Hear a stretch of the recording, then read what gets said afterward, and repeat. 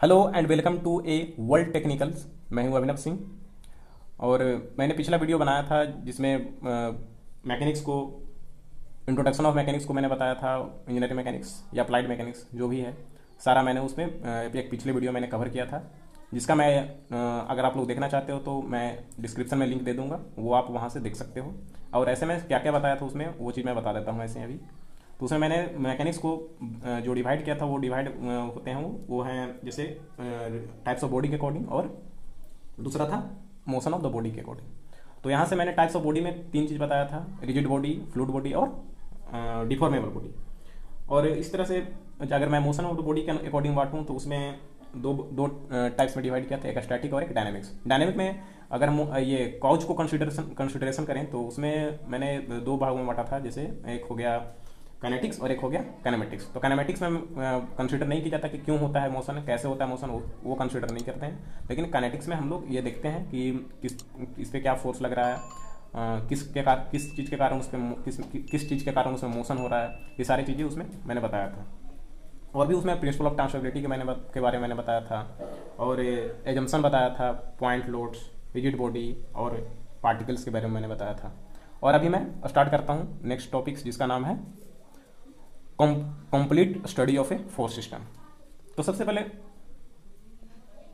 मैं बताऊंगा फोर्स होता क्या है। फोर्स वो चीज़ है, अगर किसी बॉडी पे हम अगर लगाएं तो उसका शेप, उसके बॉडी में या तो उसमें स्ट्रेस जनरेट हो, या उसके शेप एंड साइज में चेंज हो, या फिर उसका प्लास्टिसिटी उसमें मतलब उसका पूरी तरह से जो बॉडी हो डिफॉर्म कर जाए, या वो उसमें कोई नेग्लिजिबल चेंज हो, सिर्फ स्ट्रेस ही रह जाए। तो ये सब चीज़ जो है से फोर्स के डिफाइन करता है। जैसे अगर मैं देखूं तो types, there are two types of quantity होते हैं। सबसे पहले तो उसमें एक स्केलर और एक वेक्टर होते हैं। तो फोर्स जो होते हैं वो क्या है, वेक्टर क्वांटिटी है। फोर्स का यूनिट जैसे न्यूटन्स या किलो न्यूटन्स, अगर एम के इसमें देखें तो केजी मीटर पर सेकेंड स्क्वायर होता है। अब देखते हैं यहाँ से हम लोग टाइप ऑफ फोर्स। तो टाइप ऑफ फोर्स में तीन तरह के होते हैं। पहला है हॉरिजॉन्टल, दूसरा है वर्टिकल्स और तीसरा है इंक्लाइंड फोर्स। तो हॉरिजॉन्टल फोर्स वो होता है जो उसका जो डायरेक्शन होगा वो हॉरिजॉन्टल एक्सिस के अलोंग होगा, पैरेलल टू द ग्राउंड कह सकते हैं। तो उसका जो डायरेक्शन होगा एक्स डायरेक्शन में होगा, जो लाइन ऑफ एक्शन होगा। और अगर वर्टिकल फोर्स की बात करें तो वो वाई एक्सिस के अलोंग होगा, परपेंडिकुलर टू ग्राउंड कह सकते हैं। और उसका डायरेक्शन जो होगा लाइन ऑफ एक्शन, वो ये लाइन ऑफ एक्शन दिखा रहा है, तो ये हो जाएगा वाई एक्सिस के अलोंग। अब इंक्लाइंड फोर्स की बात करें तो इंक्लाइंड फोर्स जो होता है ना तो वो हॉरिजॉन्टल हो सकता है और ना ही वो वाई एक्सिस के अलोंग जा सकता है, ना ही एक्स एक्सिस के अलोंग और ना ही वाई एक्सिस के अलोंग। तो ये जो है इसका कुछ एंगल पे होता है, जैसे 20 डिग्री, 30 डिग्री, 50 डिग्री, 60 डिग्री, ये सब इसका एंगल दिया रहता है। तो इंक्लाइंड फोर्स वो हमेशा एंगल में रहते हैं। अगर हम ये सब चीज़ तो आपको कुछ कुछ पता ही होगा, लेकिन अब मैं आगे बताता हूँ नेचर ऑफ फोर्स। जैसे देखिए, नेचर ऑफ फोर्स में होता है जैसे आउटवर्ड फॉर्म द पॉइंट।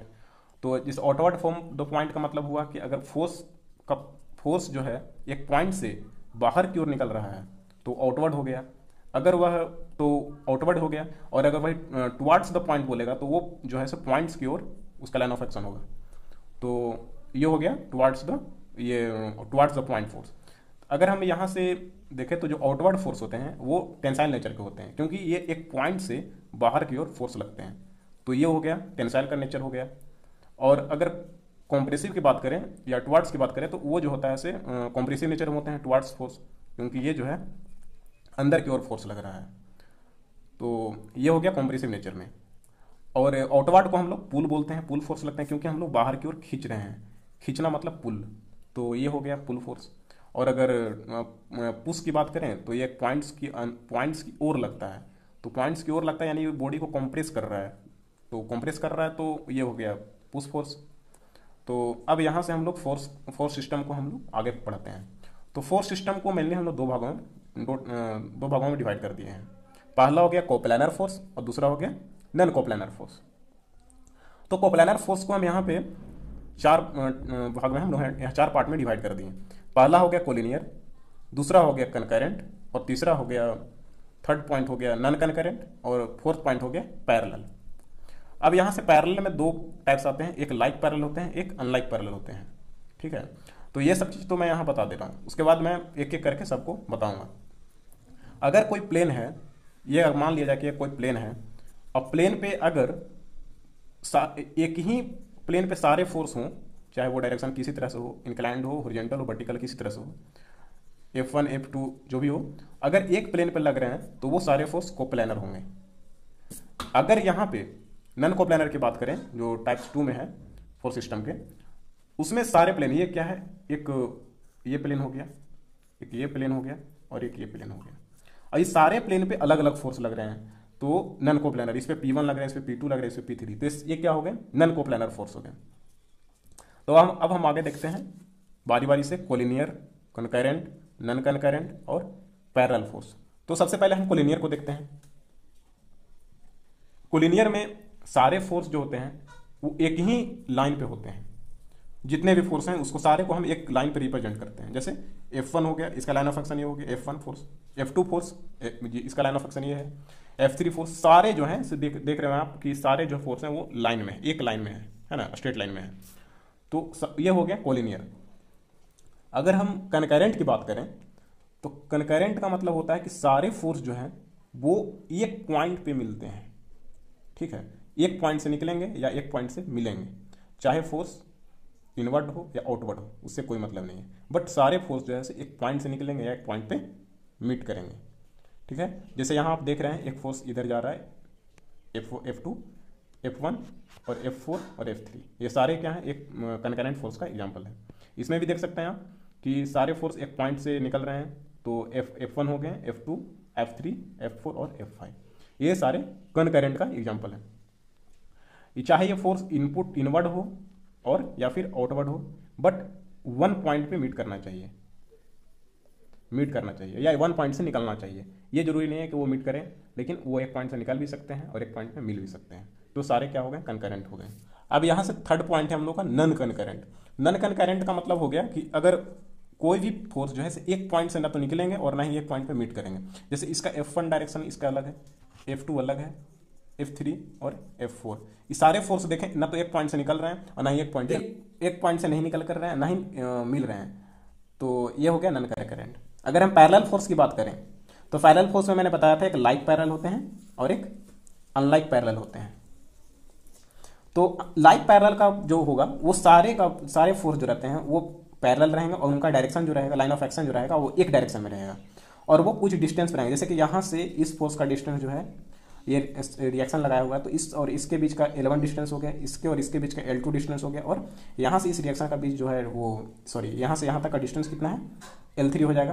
तो इस तरह से L4, तो इस तरह से सारे जो है सब डिस्टेंस पे इसको दिया रहता है, और उस सारे जो है जिसका लाइन ऑफ एक्शन जो रहता है एक डायरेक्शन, वन डायरेक्शन में रहता है, तो वह लाइक पैरेलल हो गया। अगर चाहे वो वर्टिकल लग रहे हो या फिर हॉरिजॉन्टल लग रहे हो, तो यहाँ पे देखिए फोर्स का डायरेक्शन क्या है, हॉरिजॉन्टल है, तो ये सबका डायरेक्शन एक ही डायरेक्शन में है, एक्स डायरेक्शन में एक और, तो एक्सेस के अलॉन्ग सारा है वो भी, तो ये सब लाइक पैरेलल हो गए। अगर अनलाइक पैरेलल की बात करें तो अनलाइक पैरेलल में सारे लाइन ऑफ जो एक्शन होंगे फोर्स के वो एक दूसरे को अपोजिट हो सकते हैं। जैसे कि यहाँ देखें F1 का डायरेक्शन इधर है तो F2 का डायरेक्शन नीचे की ओर डाउनवर्ड है, F3 का डायरेक्शन अपवर्ड है तो F4 का डायरेक्शन डाउनवर्ड है, और इस सब का डिस्टेंस भी यहाँ पे दिया रहेगा, L1, L2, L3, इस तरह से सारा डिस्टेंस दिया रहेगा, तो यहाँ से हम लोग निकाल सकते हैं। या फिर हम देखें तो यहाँ भी है, चाहे तो वो हॉरिजॉन्टल हो सकते हैं या तो फिर वर्टिकल एक्सिस के अलॉन्ग हो सकते हैं, तो कुछ भी रहेंगे ये पैरेलल में, लाइक या फिर अनलाइक में। बस इसका अंतर यही है कि जो अनलाइक में रहेंगे फोर्स वो उसका डायरेक्शन एक दूसरे से अपोजिट होते हैं, और लाइक का एक साथ एकदम एक डायरेक्शन में होते हैं। तो यहाँ तक मैंने बताया है, और मैं सारे जितने भी पढ़ाऊँगा उसके सारा का मैं ऑब्जेक्टिव लाऊँगा, जो फिलहाल जो पूछा जाता है, जो एग्ज़ाम में, आने वाले एग्ज़ाम में, चाहे वो सेमेस्टर का एग्ज़ाम हो या फिर जो आने वाला जो भी कॉम्पिटिटिव लेवल का एग्ज़ाम हो, डिप्लोमा लेवल का, उसमें जितने भी ऑब्जेक्टिव पूछे जाते हैं मैकेनिक्स से वो मैं ज़रूर कवर करूँगा, और हर ऑब्जेक्टिव को मैं बताऊँगा और कुछ न्यूमेरिकल भी करवाऊँगा, और ज़्यादा से ज़्यादा लोगों को शेयर भी करें ताकि मुझे भी इनकरेज हो, ताकि मैं आगे वीडियो बनाऊँ। अगर आप नहीं करोगे तो फिर मैं कैसे बना पाऊँगा। मुझे भी तो लगना चाहिए ना कि मैं मेहनत कर रहा हूँ, तो फिर आप लोग भी थोड़ा सा उसमें कुछ दिलचस्पी दिखाओ, तभी तो मैं आगे वीडियो बनाऊँगा। और सब्सक्राइब कर जरूर करो यार, सब्सक्राइब नहीं करोगे तो फिर दिक्कत है ना। सब्सक्राइब करोगे, मुझे नहीं पता कैसे करोगे, लेकिन वो जो लाल बटन है वो दब जाना चाहिए, चाहे वो आप कैसे दबाओ। और सबसे पहले बहुत सारे टॉपिक्स हैं इसमें, मैं ट्राई करूंगा कि सारा जो सेमेस्टर का है या फिर जो भी है कंपटीशन लेवल का, वो सारा चीज़ को मैं कवर कर दूंगा। और ये वीडियो सारे लोगों के लिए है, मैकेनिकल, सिविल, इलेक्ट्रिकल, इलेक्ट्रॉनिक्स, सारे लोग देख सकते हैं। सारा इसमें टॉपिक्स कवर किया जाएगा और अच्छा से अच्छा कंटेंट मैं दूंगा। अभी तो बस स्टार्टिंग है थोड़ा सा, तो मैं अच्छा करने का ट्राई कर रहा हूँ, तो आगे भी आपको अच्छा अच्छा चीज़ देंगे। और भाई ज़रूर लाइक शेयर जरूर करो, ठीक है। Thank you. जय हिंद, जय भारत।